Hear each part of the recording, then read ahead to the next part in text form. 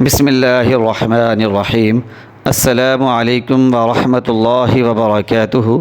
پیارے دوستو، وظیفہ بتانے سے پہلے آئیے اللہ پاک کی بارگاہ اقدس میں حمد و ثنا بیان کریں اور درود پاک کا تحفہ نبی پاک صلی اللہ علیہ وآلہ وسلم کی بارگاہ اقدس میں پیش کریں، اور اس کے بعد ہم آپ کو وظیفہ بتاتے ہیں۔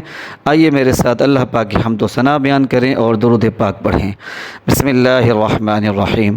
الحمد للہ رب العالمین الرحمن الرحیم مالک یوم الدین ایاک نعبد و ایاک نستعین اللہم صلی علی محمد وعلی آل محمد کما صلیت علی ابراہیم وعلی آل ابراہیم انک حمید مجید اللہم بارک علی محمد وعلی آل محمد کما بارکت علی ابراہیم وعلی آل ابراہیم انک حمید مجید۔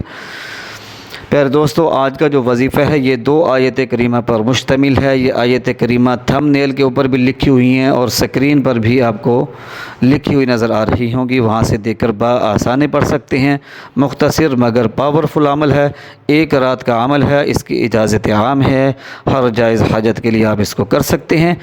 سب سے پہلے آپ نے آیت کریمہ لا الہ الا انت سبحانک انی کنت من الظالمین، اس آیت کریمہ کو 313 مرتبہ پڑھنا ہے، اور اس کے بعد آیت کریمہ رب انی مغلوب فانتصر، اس آیت مبارکہ کو بھی آپ نے 313 مرتبہ پڑھنا ہے۔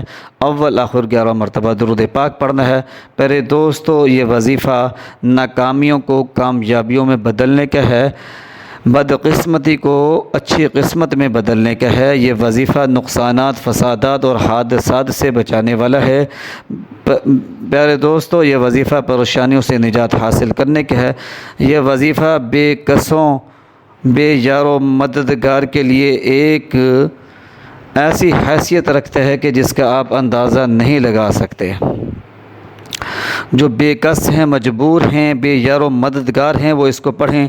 اس وظیفے کی بدولت انشاءاللہ اللہ کی مدد حاصل ہوگی۔ ایسے غائبی ذرائع پیدا ہوں گے، ایسے ریسورسز پیدا ہوں گے کہ جس کے بارے میں آپ نے سوچا نہیں ہوگا، اور آپ کے مسائل حل ہوتے چلے جائیں گے۔ پیارے دوستو، جن بہن بھائیوں نے کمنٹس کر کے دعا کے لیے کیا کہا ہے، ان کے لیے ہم دعا کر لیں، اور اس کے بعد اس